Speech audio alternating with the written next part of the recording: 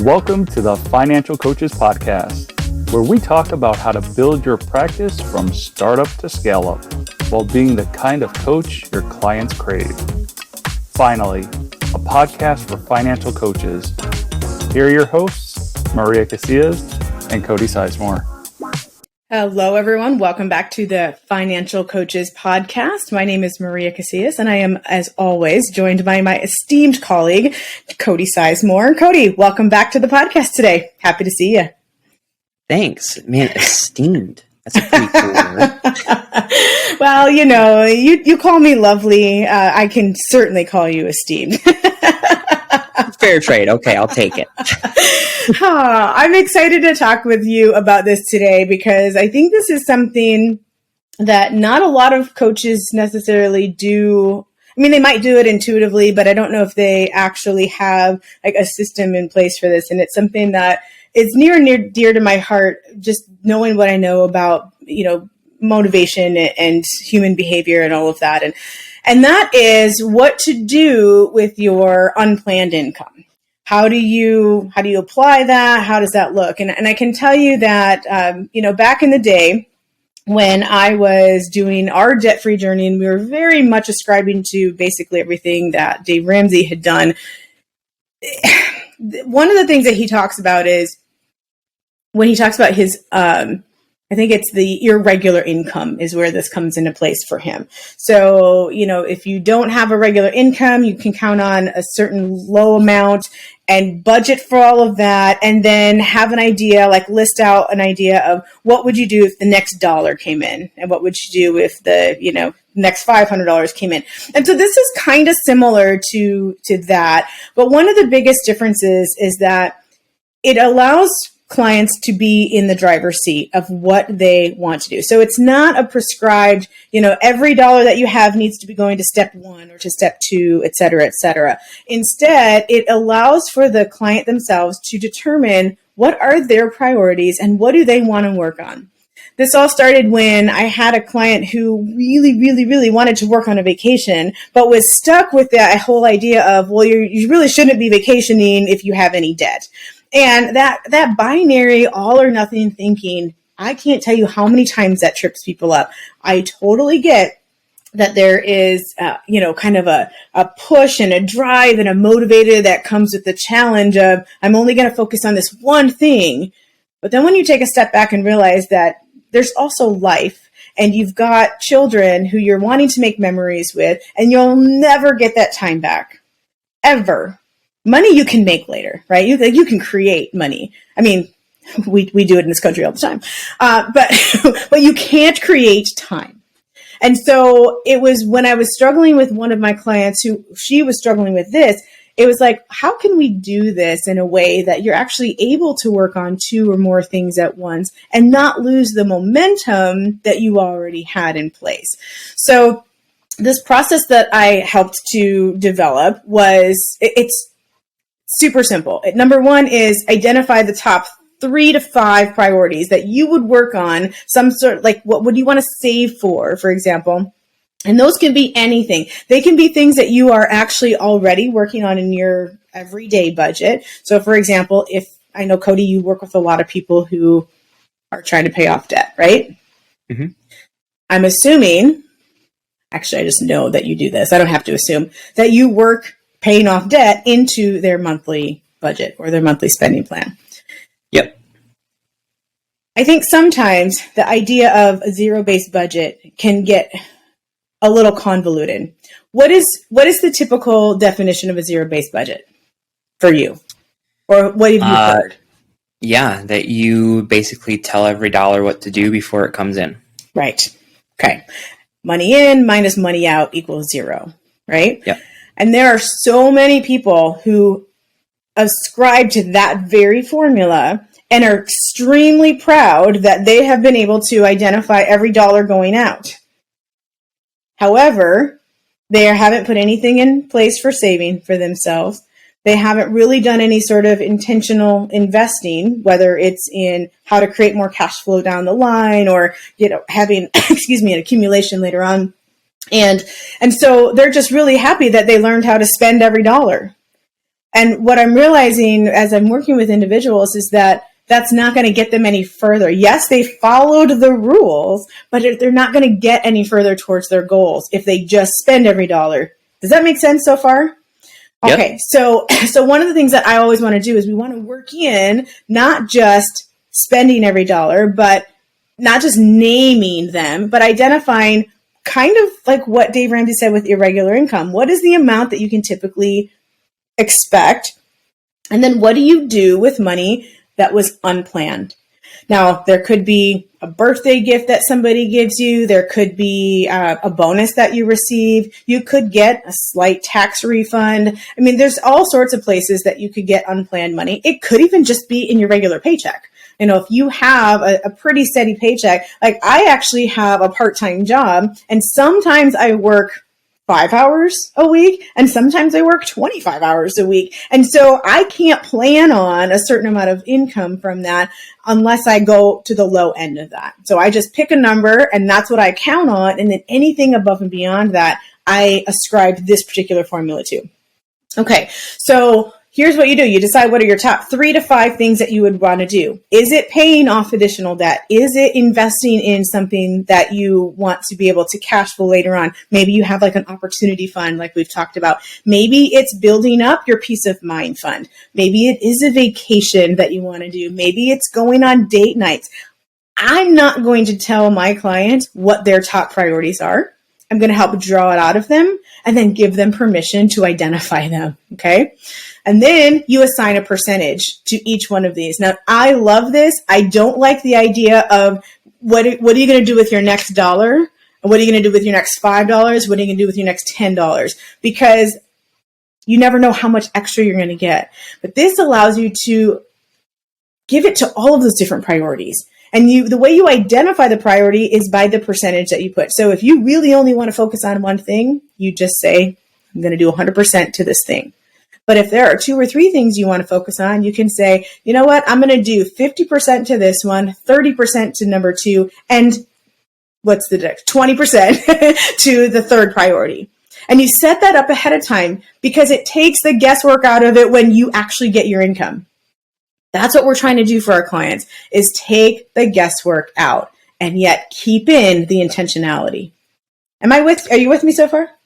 Yes. Yeah. So, I had a consultation like 2 weeks ago with someone who actually ended up becoming a client. And this was actually one of her questions.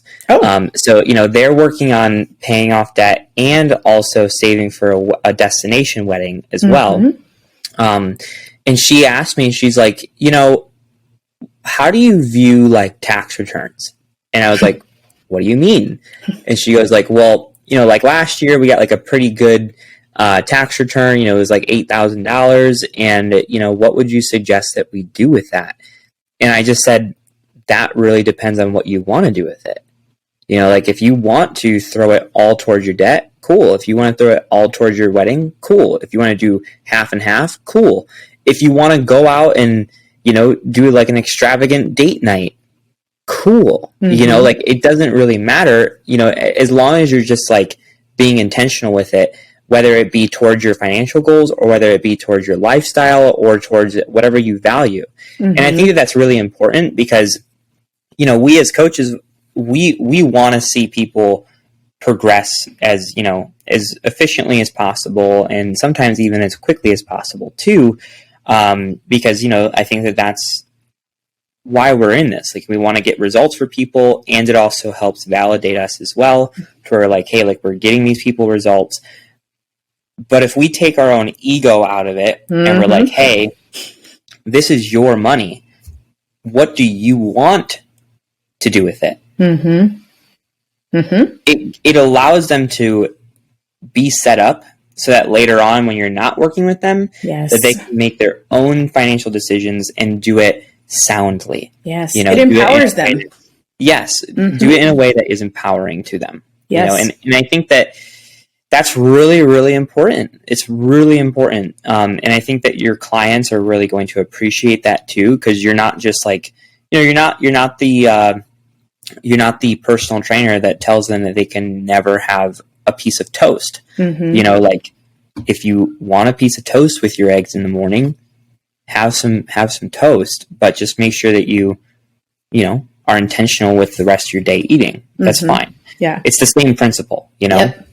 Yeah, absolutely. And so, I mean, I kind of mix the idea of numbers with motivation. So I still do have people set a specific goal amount that they want for that so that they have a measurable end to that particular savings, right? So if they're saving to build up their fully funded peace of mind fund, and they know that ends at $35,000, if the percentage that's been going to that, is 75%, and then they reach that $35,000, they can then pull back on that and not have to do as much. I love that you can change the percentages in there, and just as your priorities change, it allows you to change with it.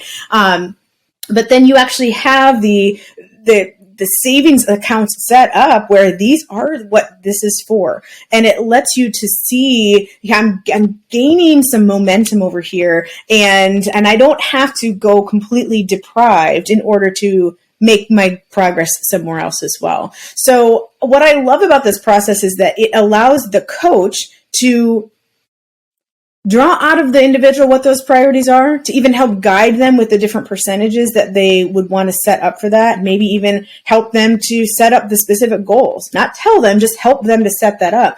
But then when they are getting those windfalls of money, whether it's $5 or $5,000 or $50,000, they have an idea already on where that's going to go. And it really does take that guesswork out, which I think is the empowering piece of it. They don't feel like they have to make that decision right now because they already made it. And yet it's not so prescriptive that they didn't have a say in where that went. So I actually have a little calculator that was created for this very purpose. And you don't have to use a calculator. You don't have to use an Excel sheet, but it is nice to have something where it automatically tells you, here's what, if you have $100, it's easy to figure out percentages of that. But if you have $369.48, it's nice to have a calculator to tell you what 25% of that is, So I do have a tool that was created so that we can help the clients do this in a very efficient manner. But the idea here is just to help them recognize two things. One, that there will be unplanned income. We hope. Why not? That's actually a good thing, right? And also that there is some freedom in how they get to spend that, save it, and invest it. And I use those three terms together almost all the time. Even when I talk about a zero-based budget, I've completely shifted a little bit of the words that I use when I talk to people about it. I always say it is your planned income minus your intentional saving, investing, and spending equals zero. And that's if they actually want to do a zero-based budget. Not everybody wants to do that. But the ones who come in with that idea, no, I really want to do a zero-based budget because it keeps me on track, I will shift the definition to what I just told you. And that's because I want them to automatically start thinking about including investments, including savings, including those kinds of things, not just spending it all and feeling like, oh, I checked that box, I followed the rules, we're all good. Yeah.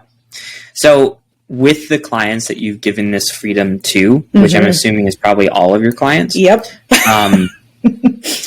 How do you think that's affected their mentality towards money? Oh, it's been so freeing for them. A lot of the feedback that I've gotten has been, you know what, I feel like I'm the one in control, not some random guru on TV or even Maria, my coach. I'm the one in the driver's seat for this. I'm the one making those decisions. And I don't feel like I have to do this prescribed thing that somebody else said. Another thing that's been amazing is months after I'll be done working with somebody, I'll get a text and it'll be a celebratory text saying, I finally get to do X, Y, and Z. And I never would have done that because I still have debt or I still have this or I still have, whatever it is. But this was important to me. And now I get to do that thing. And before, not only would I not have been able to do this, but I would have felt so discouraged that I wouldn't have paid off all my debt and I wouldn't have done these things anyway. So I wouldn't have even been in a good spot. And so I think that's been one of the biggest things that's come about is that even if they don't do all of the things that as coaches we think would be the best thing for them, there's a recognition on their end, Cody, that they weren't going to do all of that anyway. And now they do have something to celebrate. And for me, that's a celebration, because that's something that they can then build upon later on. And eventually they will do those things that are going to get them in that spot. Right. It's taking our ego out of it, the way you so eloquently put earlier. Yeah. And it does really, really empower them, you know, it empowers them to get, you know, the results that they're looking for during the coaching process. It empowers them to live a life aligned with their values during the coaching process. And it empowers them to get the results and live a life aligned with their values after the coaching process too. Yes. Which I think that's really, really important. You know, like, we don't want to be those people that, like, you know, while they're with us, they do well, but then the second that they leave us, they don't do well. We don't want that. Like, we want to, you know, help build a good foundation for them to then build upon after they're done with coaching. That's the ultimate goal. Yep. And the part about living their life in alignment with their values, that's my number one thing. It's not as easy to measure sometimes. It's not as sexy to put out on Facebook sometimes, but it is what keeps people going. And usually the way that you make it measurable is to help them define what those values are in the beginning. If they can define what those are, then they can see where are their dollars going. And that's why I actually use in the beginning, I use a color-based system anyway. And that's because I want them to physically see where their money is going, not look at the dollar amount, but actually see in color. How much of this is, you know, blue? How much of it's red, type of thing, so that they can identify, is that in balance with what I really want? And so there's different ways to go about that and have that be measurable for them. But I really do believe that if you start with that one, helping them live a life in alignment with their values, then the results will come. I totally agree. Love it. Absolutely love it, Maria. Thank you for letting me share it. Hey, no problem. I'm sure everyone listening was like, that's a good point. I might try and lean into that a little bit more. And if you have questions about it, let me know. I know sometimes things that are a little bit more abstract or completely different than what we're used to hearing can be a little bit tough to really wrap your brain around. Sometimes I totally get that. So if you have questions about it specifically, feel free to drop them in our group. You can actually email us at, I think it's podcast@newmoneyhabits.com. And just put in the subject line, hey, I have a question about that episode. And, just let us know. We're happy to help you. Like Cody said earlier, your success is our goal. So we would love to continue to have conversations with you personally and answer any of those questions that you might have. Absolutely. You guys, thank you so much for tuning in today. We really look forward to seeing you next week. Bye-bye. Thank you for listening to the Financial Coaches Podcast, brought to you by New Money Habits and Sizemore Financial Coaching. Submit your questions to our hosts by emailing podcast@newmoneyhabits.com. Be sure to subscribe to be notified of future episodes and join our growing group of like-minded coaches on Facebook. And until next time, happy coaching. Music provided by Summer School.